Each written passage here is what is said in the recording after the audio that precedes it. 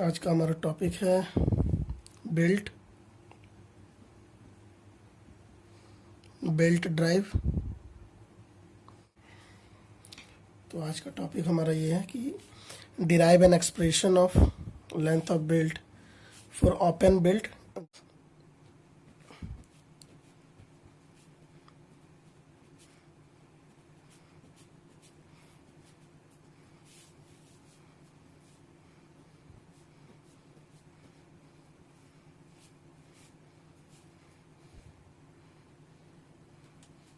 Suppose मेरा एक ये पुल्ली है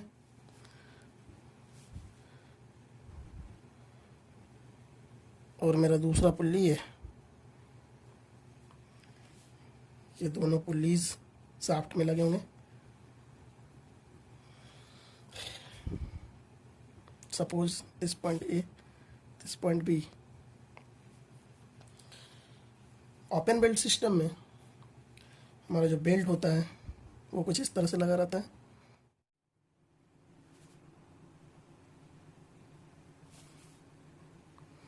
जैसा कि हम लोग इससे पहले वीडियो में हम लोग देख चुके हैं कि ओपन बेल्ट ड्राइव में कुछ इस तरह से अरेंजमेंट होता है बेल्ट का।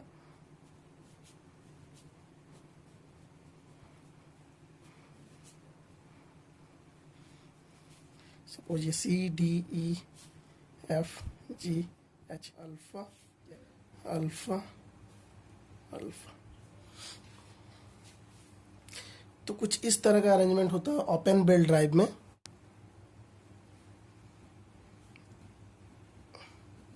ये लार्जर पुल्ली है और ये स्मॉलर पुल्ली। हमें कुछ डाटा मेरे लिए कुछ गिवन है और वो गिवन डाटा क्या है हमारे लिए, तो हमें पता होगा कि दोनों पुल्लीज का रेडियस क्या होगा। तो सपोज साइज पता है हमें। सपोज कि लार्जर पुल्ली का रेडियस R1 है और स्मॉलर पुल्ली का रेडियस R2 है। Radius of larger pulley, radius of smaller pulley. Also हमें ये भी पता होगा कि ये जो दोनों पुल्लीज हैं ये कितने डिस्टेंस अपार्ट है, कितने डिस्टेंस अपार्ट लगाना है हमें, यह लगा हुआ है ये हमें पता होगा। यानी distance between A and B हमें पता होगा। Centre to centre distance between the both pulleys. Therefore X is the let X is the distance between both pulleys. X is equal to center to center distance between both pulleys.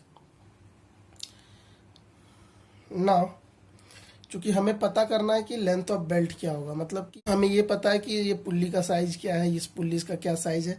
हमें पता है कि ये distance apart, हमें x distance apart लगाना है ये दोनों पुल्लीज को। और हमें पता ये करना है कि अगर इस अरेंजमेंट के हिसाब से अगर दो पुल्लीज को एक्स डिस्टेंस अपार्ट अगर लगाया जाए तो उस पर लेंथ ऑफ बेल्ट कितना लगेगा। उस बेल्ट का लंबाई बताना है कि उसको चलाने के लिए, ड्राइव कराने के लिए हमें लेंथ ऑफ बेल्ट कितना लाएगा।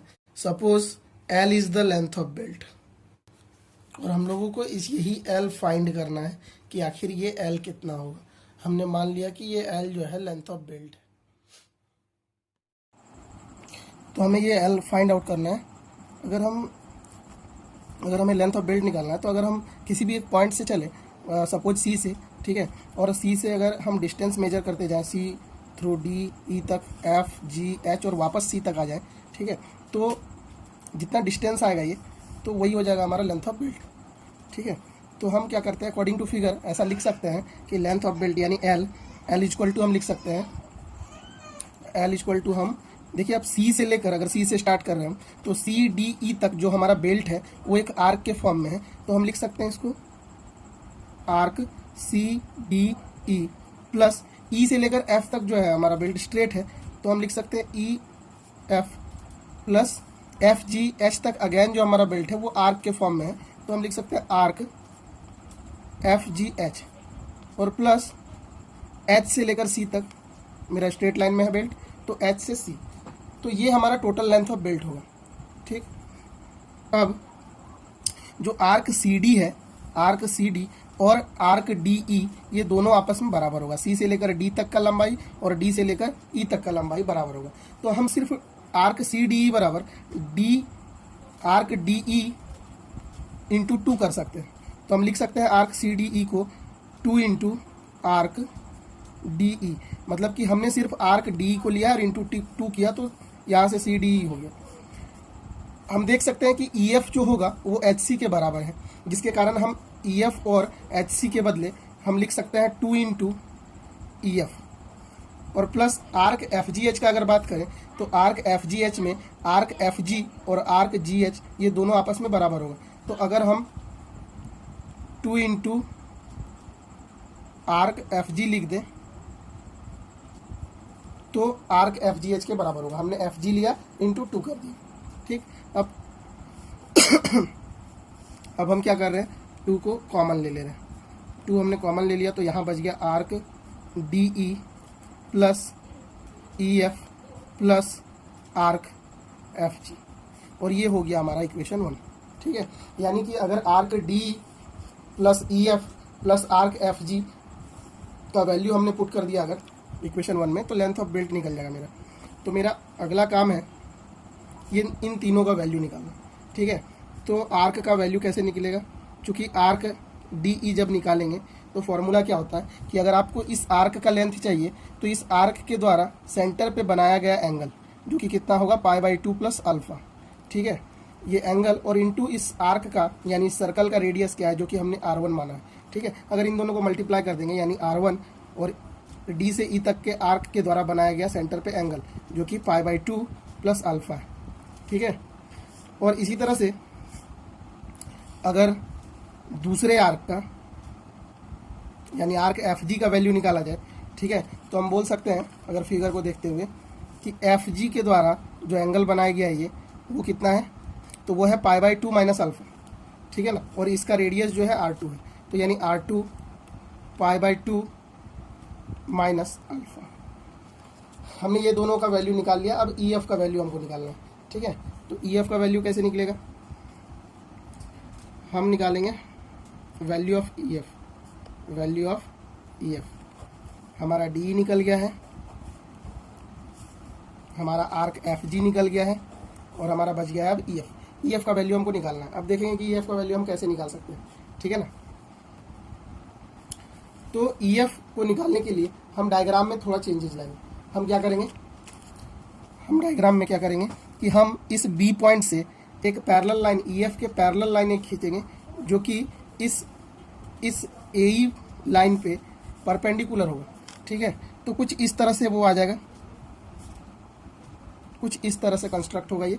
ठीक है, और इस पॉइंट का नाम हम लोग एन दे सकते हैं सपोज। तो ये बी एन, ये परपेंडिकुलर है इस पे, और एक ट्रायंगल का फॉर्मेशन हो जाएगा ये ए बी एन, और ये एंगल अगर देखा जाए तो ये एंगल होगा अल्फा।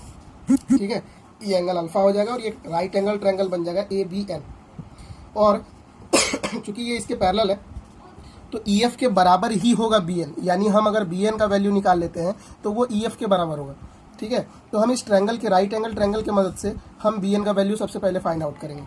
ठीक है, तो हम लिख सकते हैं कि हम आगे लिख सकते हैं इस ट्रायंगल के हिसाब से। आप ट्रायंगल पे ध्यान दीजिएगा, ए बी एन। अगर इस ट्रायंगल में देखा जाए तो इस एंगल के हिसाब से ये ए एन जो है परपेंडिकुलर है, बी एन जो है बेस है और ए बी जो है वो हाइपोटेनस है। ठीक है, तो हम इस ट्रायंगल में पाइथागोरस थ्योरम लगाने वाले हैं, यानी इन ट्रायंगल ए बी एन। ठीक है ना, अगर पाइथागोरस थ्योरम लगाया जाए तो हम क्या कर सकते हैं कि हाइपोटेनस का स्क्वायर यानी ए बी का स्क्वायर, हाइपोटेनस का स्क्वायर यानी ए बी का स्क्वायर इक्वल टू परपेंडिकुलर यानी ए एन का स्क्वायर प्लस बेस यानी बी एन का स्क्वायर। ऐसा हो सकता है चूंकि हमें बी एन निकालना है, क्योंकि बी एन के बराबर ई एफ है, तो हम बी एन को एक तरफ कर देंगे, यानी बी एन का स्क्वायर इक्वल टू हम लिख सकते हैं ए बी का स्क्वायर माइनस ए एन का स्क्वायर। ठीक, अब bn इक्वल टू हम बोल सकते हैं रूट अंडर ab का स्क्वायर an का स्क्वायर, यानी bn इक्वल टू हम bn इक्वल टू बोल सकते हैं कि ab का वैल्यू हमें दिया हुआ है, a से लेकर b तक का जो लंबाई है वो x हम मान चुके हैं, तो इसके बदले हम लिख सकते हैं x का स्क्वायर माइनस अगर an का स्क्वायर बोले तो an का वैल्यू हम फिगर से देखेंगे, ये an है यहाँ से लेकर यहाँ तक, ठीक है। हमको पता है कि इस पुल्ली का रेडियस जो है r1 है, यानी पूरा ये लेंथ r1 है और इसका रेडियस जो है r2 है। b से f तक का जो रेडियस है r2 है, तो ये भी r2 होगा, ये r2 आएगा। और चूंकि पूरा r1 है तो r1 में से ये r2 को माइनस करने के बाद ये डिस्टेंस आएगा r1 माइनस r2, यानी an का वैल्यू जो है r1 माइनस r2, ठीक है। तो हम लिख सकते हैं इसको an के जगह पे, हम इसको लिख सकते हैं an के जगह पे r1 माइनस r2 का होल स्क्वायर, ठीक है। और हमें पता है कि ये bn जो है ef के बराबर है, तो हम ऐसा लिख सकते हैं। अगर हम एक्स स्क्वायर को कॉमन लेके रूट से बाहर निकालें तो ये x बाहर आएगा और रूट के अंदर यहाँ पे बचेगा 1, यहाँ होगा r1 minus r2 by X का होल स्क्वायर, ठीक है।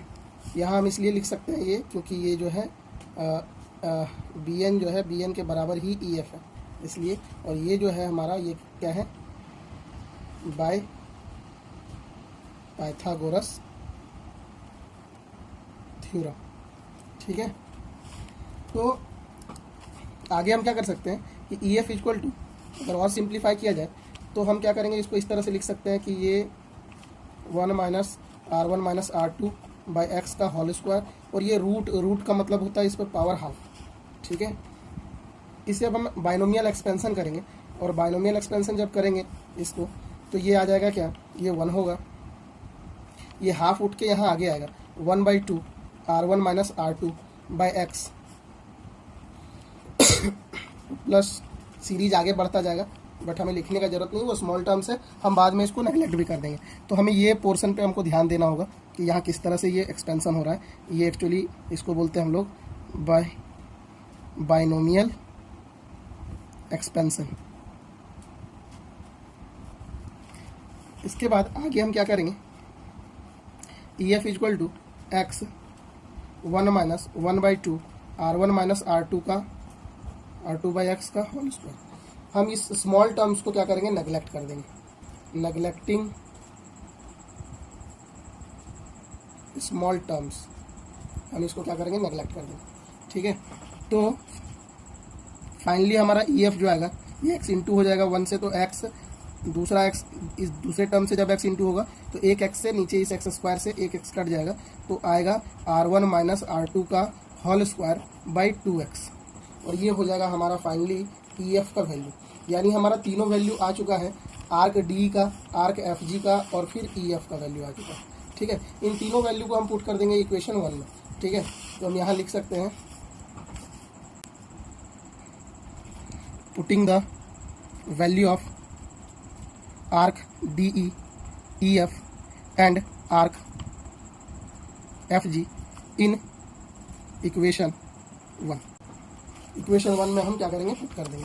तो इक्वेशन 1 में जब पुट करेंगे तो क्या होगा, हम लिख सकते हैं इक्वेशन मेरा था L equal to 2 into arc D सबसे पहले, और आर्क डी का वैल्यू हमने क्या लाया है r1 π/2 plus alpha plus EF का वैल्यू हमने क्या लाया है x minus r1 minus r2 का होल स्क्वायर बाई 2x, और फिर आर्क FG का वैल्यू हमारा आया है r2 π/2 माइनस अल्फा। आगे हम इसको सिंप्लीफाई करेंगे। L इक्वल टू 2 इंटू इस r1 को हम π/2 से इंटू करेंगे, r1 इंटू π/2 प्लस r1 को अल्फा से करेंगे, r1 into alpha plus x minus इसको एज इट इज रख देंगे r1 माइनस r2 का r2 बाई 2x, r2 का होल स्क्वायर बाई 2x, ये सिर्फ whole square r1 minus r2 पे है, और plus r2 into π/2 minus r2 into alpha, ये पूरा टूट जाएगा इक्वेशन इस तरह से। फिर आगे हम क्या करेंगे कि इसमें और इसमें हम π/2 कॉमन ले लेंगे। जब π/2 कॉमन लेंगे तो यहाँ बचेगा r1 और यहाँ बच जाएगा r2, ठीक है, r1 प्लस r2 हो जाएगा ये, ठीक। और अगर इसमें और इसमें हम कॉमन ले लेते हैं अल्फ़ा, तो यहाँ हो जाएगा अल्फ़ा कॉमन, तो यहाँ बचेगा R1, यहाँ बचेगा -R2, ठीक है। x एज इट इज़ रह जाएगा, ये डाटा भी एज इट इज़ रह जाएगा। तो कुछ इस तरह से इक्वेशन हो गया हमारा। आगे देखते हैं हम आगे क्या होगा। तो आगे फर्दर जब सिंप्लीफाई करेंगे हम, अगर सबसे पहले तो 2 इंटू कर देते हैं हम लोग अंदर, ठीक है। अगर 2 इंटू करेंगे तो ये 2 से 2 कट जाएगा, तो बचेगा पाई R1 plus R2 plus 2 alpha R1 minus R2 plus 2x, और यहाँ जब 2 से इंटू होगा तो हो जाएगा ये एक 2 से 2 कट जाएगा, तो यानी R1 माइनस R2 का होल स्क्वायर बाय x, ये हमारा हो गया। अब इसमें हम अल्फ़ा को क्या करेंगे, अल्फ़ा को रिमूव करेंगे, अल्फ़ा को हटाना हमें, क्योंकि गिवन डाटा में सिर्फ R1 R2 और x था हमारा, तो इसके अलावा अल्फ़ा भी आ गया, इस अल्फ़ा को हटाना पड़ेगा, ठीक है। तो हम इसको इक्वेशन 2 मान लेते हैं, ये हो गया हमारा इक्वेशन 2, ठीक है।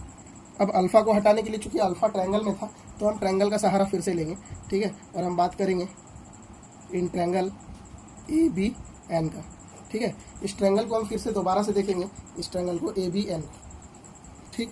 ये देखिए हमारा ट्रायंगल था ABN, ये ट्रायंगल है और ये अल्फ़ा है इस ट्रायंगल में। तो अल्फ़ा अगर हम बात करें साइन अल्फ़ा का, तो साइन अल्फ़ा इक्वल टू होता है परपेंडिकुलर बाय हाइपोटेनस, ठीक है ना। तो हम लिख सकते हैं इस ट्रायंगल से साइन अल्फ़ा इक्वल टू, इस ट्रायंगल से हम लिख सकते हैं साइन अल्फ़ा इक्वल टू, तो हम लिखेंगे sine alpha equal to perpendicular by hypotenuse, perpendicular है AN और हाइपोटेनस है AB। अब हमें पता है कि AN का वैल्यू है R1 माइनस R2, और हमें AB का भी वैल्यू पता है कि AB जो है वो है कितना, x, ठीक है। हम इस साइन अल्फ़ा को डायरेक्टली अल्फ़ा कर सकते हैं, कब, अगर ये अल्फ़ा बहुत छोटा एंगल है, तो और यहाँ पे ये अल्फ़ा बहुत छोटा है, ठीक है, क्योंकि अल्फ़ा इज़ वेरी स्मॉल,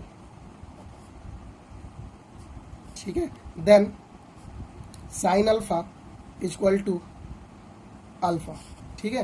तो हम लिख सकते हैं देन कि साइन अल्फ़ा बराबर R1 minus R2 by x, ये हो गया मेरा अल्फ़ा का वैल्यू। अब ये अल्फ़ा का वैल्यू को हम इक्वेशन 2 में क्या करेंगे, पुट कर देंगे। ये रहा मेरा इक्वेशन 2, इक्वेशन 2 में हम क्या करेंगे, पुट कर देंगे, ठीक है। तो देयरफॉर फ्रॉम इक्वेशन 2 इस अल्फ़ा का वैल्यू को पुट करना है हमें, ठीक है। हम क्या लिख सकते हैं, L equal to from equation 2, L equal to, equation 2 मेरा ये है, ठीक है। तो सबसे पहले लिखा है पाई R1 plus R2 plus 2 into alpha, alpha के जगह में हम इसका वैल्यू पुट कर देंगे R1 minus R2 by x, into फिर से R1 माइनस R2 है इक्वेशन में, R1 माइनस R2 हम लिख देंगे plus 2x minus R1 minus R2 का होल स्क्वायर बाई x, ठीक है। हम इसको फर्दर क्या लिख सकते हैं, सिंप्लीफाई करके, कि पाई R1 प्लस R2 प्लस, यहाँ दोनों सेम है, गुना हो जाएगा, तो क्या होगा R1 माइनस R2 का whole square by x plus 2x minus R1 minus R2 का होल स्क्वायर बाई x, ठीक है। तो L equal to pi R1 plus R2 plus 2x, इस 2x को हमने लिखा है, और यहाँ देखिए R1 माइनस R2 का whole square by x, R1 minus R2 का whole square by x, same चीज़ है, दो में से एक माइनस हो जाएगा, तो बच जाएगा R1 माइनस R2 का होल स्क्वायर बाई x, और यही होगा हमारा length of belt for open belt drive, ठीक है।